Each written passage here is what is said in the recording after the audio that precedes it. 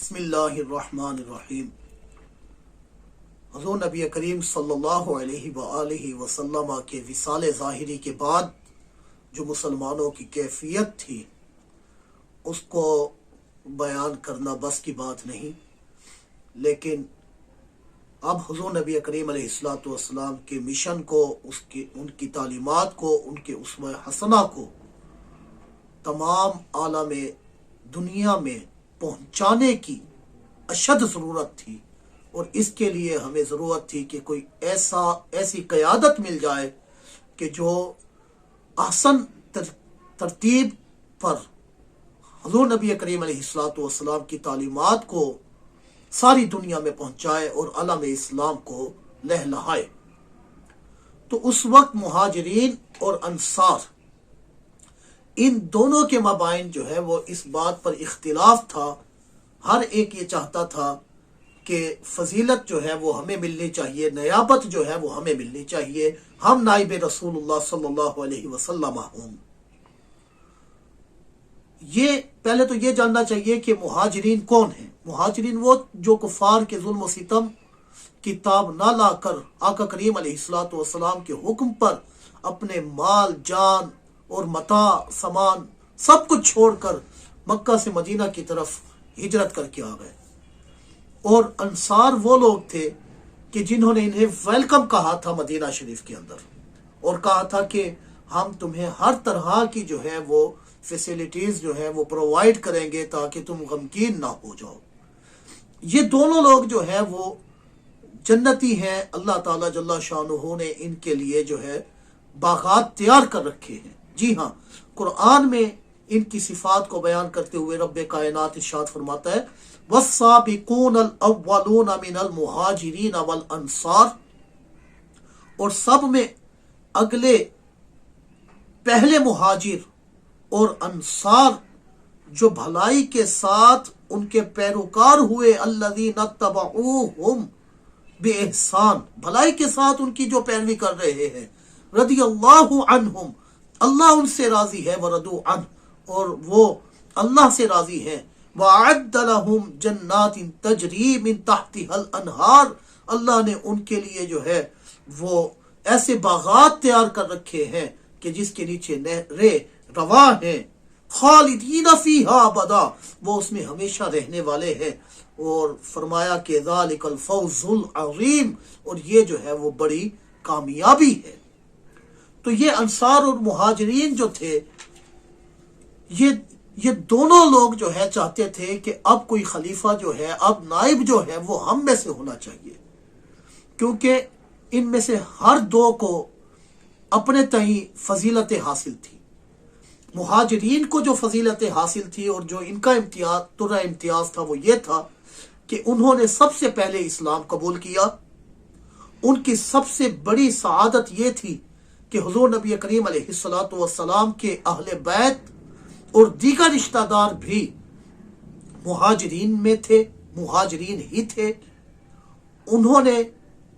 نبی کریم صلی اللہ علیہ وآلہ وسلم کا اس وقت ساتھ دیا تھا جب کفار ہر طرح سے آپ صلی اللہ علیہ وسلم کے مخالف ہو چکے تھے، اور اس وقت مہاجرین تھے جو ان کے سامنے ڈٹ گئے تھے۔ اور انصار کو بھی انہی مہاجرین کے سبب اسلام کی دولت نصیب ہوئی، کیونکہ انہوں نے اپنا کردار پیش کیا تھا، اور انصار جو تھے وہ ان سے انسپائر ہو کر مسلمان ہو گئے تھے۔ انصار کو تعلیمات اسلامی دینے والے یہی مہاجرین تھے۔ یہ چیزیں تقاضا کر رہی تھے کہ جو نائب رسول علیہ السلام ہونا چاہیے وہ مہاجرین میں سے ہونا چاہیے۔ اب اگر ہم ان کی خصوصیات کی بات کرتے ہیں انصار کی، تو دیکھیے جبکہ انصار جو تھے رسول اللہ صلی اللہ علیہ وسلم کی اپنی قوم نے جب ان کی تکذیب کی تھی اور انہیں جھٹلایا تھا، انصار تھے جو آپ علیہ السلام کی تصدیق کرنے والے تھے۔ یہی انصار تھے کہ رسول اللہ صلی اللہ علیہ وسلم کی قوم نے آپ کا ساتھ جب نہ دیا تھا اور آپ کو مکہ سے ہجرت پر مجبور کر دیا تھا، انہوں نے حضور نبی کریم علیہ الصلوۃ والسلام کا ساتھ دیا، نہ صرف ساتھ دیا بلکہ مدد بھی کی۔ رسول اللہ صلی اللہ علیہ وسلم اور دیگر مسلمانوں کو جب مکہ مکرمہ سے نکالا دیا گیا تو انصار ہی نے آپ کو پناہ دی۔ یہ وہ چیزیں تھیں کہ جو تقاضا کر رہی تھی اس بات کا کہ دین کے معاملات کے اندر اب نائب رسول جو ہے وہ ان میں سے کوئی ہونا چاہیے۔ یاد رہے، چاہے مہاجرین تھے چاہے انصار تھے، ان میں سے کوئی بھی یہ اس وجہ سے دنیا کی خواہش نہیں تھی ان کو، وہ کرسی کے لیے نہیں لڑ رہے تھے، بلکہ ان کی جو فضیلت اور یہ منصب پانے کی وجہ تھی وہ یہ تھی کہ وہ نبی کریم علیہ الصلوۃ والسلام کی نیابت جیسی عظیم نعمت کا حصول کرنا چاہ رہے تھے کہ وہ نیابت جو ہے وہ ہمیں مل جائے اور ہمیں میسر آ جائے، کیونکہ یہ نبی کریم علیہ الصلوۃ والسلام کے لیے کی نیابت جو ہے یہ ہمارے لیے دنیا اور آخرت میں سرخروئی کا باعث بنے گی۔ تو مہاجرین مسلمان تو سب کے سب حضرت سیدنا صدیق اکبر رضی اللہ تعالی عنہ کی خلافت پر راضی تھے، لیکن ثقیفہ بنو سعدہ کے انصار وہ راضی نہ تھے، اور وہ اس کے اوپر اپنی مشاورت کر رہے تھے، اور وہ یہ چاہتے تھے کہ ہم میں سے کوئی معتمد علیہ شخصیت یعنی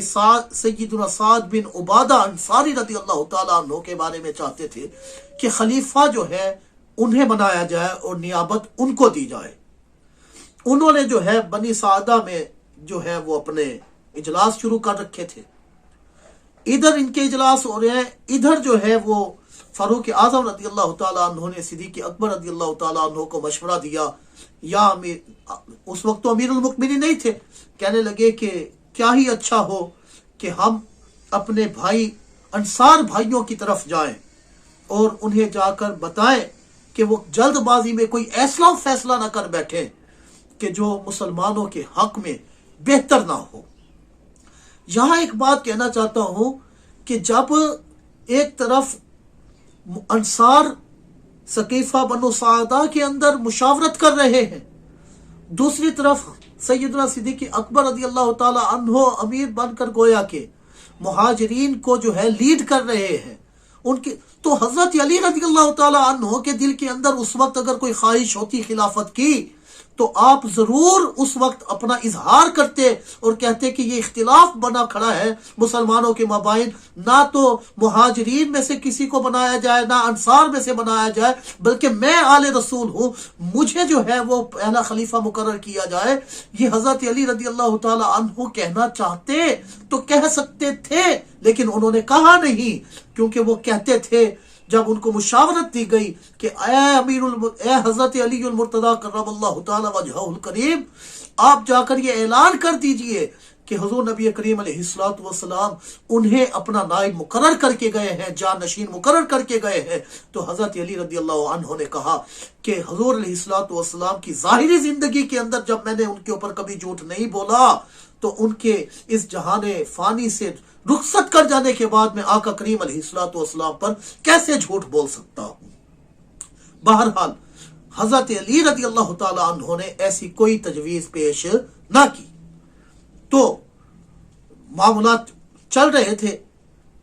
تو صدیق اکبر رضی اللہ تعالی عنہ جو ہیں آپ انصار کے پاس جاتے ہیں اور جا کر بڑے احسن انداز میں جو ہے وہ گفتگو فرماتے ہیں۔ آئیے ان کی گفتگو کے چند جو گوشے ہیں وہ آپ کے سامنے میں پیش کرتا ہوں۔ سیدنا صدیق اکبر رضی اللہ تعالی عنہ جب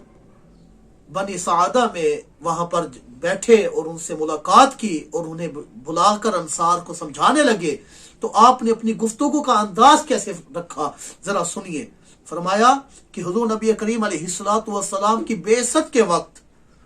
عربوں کے لیے اپنے آباء و اجداد کے دین کو چھوڑنا بہت دشوار تھا، وہ اس کا تصور بھی نہیں کر سکتے تھے کہ ہم جو ہے وہ اس دین کو چھوڑ دیں کہ جو دین ہمارے آباء و اجداد لے کر آئے اور انہوں نے ہمیں ترویج دی اور اس کی اشاعت دی۔ تو اس وقت اگر کوئی حضور علیہ الصلوۃ والسلام کی محبت میں آ کر اپنے دین کو چھوڑ بیٹھا تھا تو وہ مہاجرین تھے،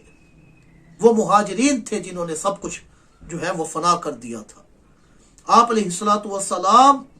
کے فرامین پر ایمان لانے والے مہاجرین آپ کا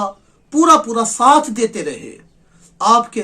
اوپر جس قدر ظلم اور ستم ہوئے، جس قدر بھپتیاں کسی گئی، اور جس بھی حال میں آقا کریم علیہ الصلوۃ والسلام کو مختلف انداز سے حقارت کی نگاہ سے دیکھا گیا، تو اس وقت اگر سیسا پلائی دیوار کے ساتھ بن کر کوئی کھڑے تھے تو وہ مہاجرین تھے، اور حضور علیہ الصلوۃ والسلام پر آنے والی ہر آنچ کے بارے میں یہ کہتے تھے کہ پہلے وہ ہمارے سینوں کو چھلی کرے، پہلے ہمارے جسموں کو جدا کر دے، اس کے بعد حضور علیہ الصلوۃ والسلام تک اگر کوئی بات پہنچتی ہے تو پہنچے، کوئی دکھ پہنچتا ہے تو پہنچے۔ یہ وہ مہاجرین ہیں کہ جنہیں ایسے ایسے مظالم کا سامنا کرنا پڑا ہے کہ جس کو اگر بیان کر دیا جائے تو رونگٹے کھڑے ہو جائیں۔ یہ صدیق اکبر رضی اللہ تعالیٰ عنہ نے کہہ رہے ہیں کہ اس وقت کہ جب حضور نبی کریم علیہ الصلوۃ والسلام ہجرت کر رہے ہیں تو اس وقت کی جو کنڈیشن ہے وہ بھی اپنی مثال آپ ہے، تو ہر دکھ، ہر تکلیف، ہر پریشانی کے اندر اس سارے معاملے کو جو ہے وہ کرنے والے وہ مہاجرین تھے۔ لیکن جہاں تک اے انصار تمہاری بات ہے تو آپ وہ لوگ ہیں جن کی دینی فضیلت اور قبول اسلام سے میں سبقت لے جانے والے شخص ہیں۔ آپ جو ہے اے انصار، آپ نے ہمارے لیے جو ہے اپنے دروازے کھولے۔ آپ کی عورتوں میں اکثر وہ ہیں کہ جن سے حضور نبی کریم علیہ الصلوۃ والسلام نے نکاح فرمایا۔ آپ وہ ہیں کہ جنہوں نے ہمارے لیے جو ہے وہ اپنے گھر بار کو کھول دیا، ہمارے لیے رہنے کے سامان کیے۔ آپ وہ لوگ ہیں کہ جب ہم ہجرت کر کے آئے تو آپ لوگوں نے ہمارا خیر مقدم کیا اور ویلکم کہا۔ یقیناً یہ فضیلت کی بات ہے، لیکن آج اس وقت کے اندر کہ جب حضور علیہ الصلوۃ والسلام اپنا کوئی قائم مقام اور جان نشین مقرر کر کے نہیں گئے، اور بے شک مہاجرین اولین کے بعد آپ ہی کا مرتبہ ہے، اس لیے مہاجرین قریش کے حصے میں جو ہے وہ امارت آئے گی۔ جو بھی امیر بنے گا، جو بھی خلیفہ بنے گا، وہ انہی قریش سے بنے گا، اور آپ کے حصے میں جو ہے اے انصار وزارت آتی ہے۔ آپ کے مشورے کے بغیر مہاجرین کچھ نہیں کریں گے۔ کتنی پیاری تجویز پیش کی سیدنا صدیق اکبر رضی اللہ تعالیٰ عنہ نے،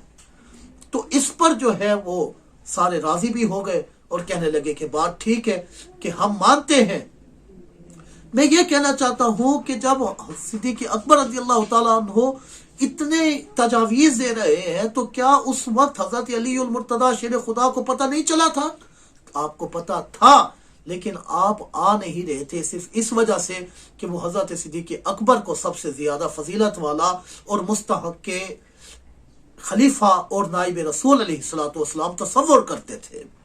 بہرحال آگے چلتے ہیں۔ صدیق اکبر رضی اللہ تعالی عنہ نے جب یہ تجویز پیش کی کہ امارت مہاجرین کے حصے میں ہوگی اور وزارت جو ہے وہ انصار کے حصے میں ہوگی، تو اس وقت سیدنا صدیق اکبر رضی اللہ تعالی عنہ نے حضرت عمر فاروق اعظم، سیدنا ابو عبیدہ بن جراح رضی اللہ تعالی عنہ کو آگے کیا اور کہا کہ یہ قریش کے دو فرزند ہیں، ان میں سے جسے چاہو تم اپنا خلیفہ مقرر کر سکتے ہو۔ مطلب یہ ان کا اخلاص دیکھیے کہ وہ اپنی بات نہیں کر رہے تھے، لیکن یہ تو حضرت عمر فاروق اعظم رضی اللہ تعالی عنہ تھے جنہوں نے کہا کہ واللہ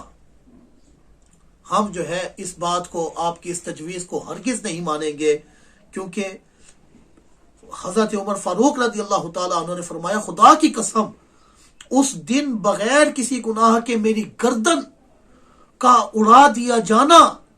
مجھے اس سے کہیں بہتر نظر آتا تھا کہ میں سیدنا صدیق اکبر رضی اللہ تعالی عنہ کے ہوتے ہوئے لوگوں کا خلیفہ اور لوگوں کا حاکم بن جاؤں۔ خیر، جب انہوں نے کہا تو صدیق اکبر رضی اللہ تعالی عنہ کی خدمت میں عرض کی گئی کہ آپ ہی ہمارے خلیفہ بنیے، آپ ہی وہ ہیں جن کو امامت رسول کی فضیلت حاصل ہوئی، آپ ہی وہ ہیں کہ جب حضور نبی کریم علیہ الصلوۃ والسلام ایک قبیلے کی صلح کرانے کے لیے جب گئے تھے، واپس آئے تو اسی اثناء میں نماز کا وقت ہو گیا تھا۔ حضرت بلال رضی اللہ تعالی عنہ نے اذان پڑھی اور صدیق اکبر کی خدمت میں عرض کی، یا امیر المؤمنین، اے صدیق اکبر رضی اللہ تعالی عنہ، آئیے اور آپ نماز پڑھائیے۔ اور جب نبی کریم علیہ الصلوۃ والسلام کے اس صحابی نے نماز پڑھا دی تھی تو حضور نبی کریم علیہ الصلوۃ والسلام بھی تشریف لے آئے اور پوچھا کہ تم میں سے کیا تم لوگوں نے نماز پڑھ لی؟ صحابہ نے عرض کی جی ہاں ہم نے پڑھ لی۔ کہا کہ کس نے تمہیں نماز پڑھائی ہے، تمہاری امامت کس نے کی ہے؟ تو عرض کی گئی کہ یا رسول اللہ صلی اللہ علیہ وسلم صدیق اکبر رضی اللہ تعالی عنہ ہیں جنہوں نے آپ کی غیر موجودگی میں اس مصلی پر کھڑے ہو کر نماز پڑھائی ہے۔ تو آپ علیہ الصلوۃ والسلام نے ارشاد فرمایا کہ بھلا امیر صدیق اکبر رضی اللہ تعالی عنہ سے بڑھ کر قوم میں کون ایسا ہو سکتا تھا جو اس مصلی پر کھڑا ہوتا؟ تو ثابت ہوا کہ صدیق اکبر رضی اللہ تعالی عنہ ہی خلافت کے زیادہ حقدار تھے، جس کا ڈیسیژن باہم مشاورت سے ہوا اور بہت سارے صحابہ نے، تمام کے تمام صحابہ نے اس کی تائید بھی کی اور آپ کو خلیفہ رسول اللہ اور نائب رسول اللہ صلی اللہ علیہ وسلم منتخب کیا۔ یقیناً صدیق اکبر رضی اللہ تعالی عنہ کی خلافت جو ہے اس میں ہمیں شک و تردد نہیں کرنا چاہیے، اور تاریخ کے ان اوراق کو فراموش نہیں کرنا چاہیے کہ جس طرح صدیق اکبر رضی اللہ تعالی عنہ نے اپنے لوگوں میں اپنی پہچان بنائی اور اس طرح سے اس کار خیر میں حصہ ملایا کہ جس کی مثال یہ ہے کہ آج اسلام جو ہے وہ ہم تک پہنچ گیا۔ اسلام ہم تک پہنچا یہ ضرور ان حکمت عملیوں کا نتیجہ ہے جو خلیفہ اول، خلیفہ دوم، خلیفہ ثالث اور خلیفہ چہارم نے کیے ہیں۔ اللہ تعالیٰ جل شانہ ان نفوس قدسیہ کے فیضان سے ہمیں جو ہے کبھی محروم نہ کرے۔ آمین بجاہ نبی الامین صلی اللہ علیہ وسلم۔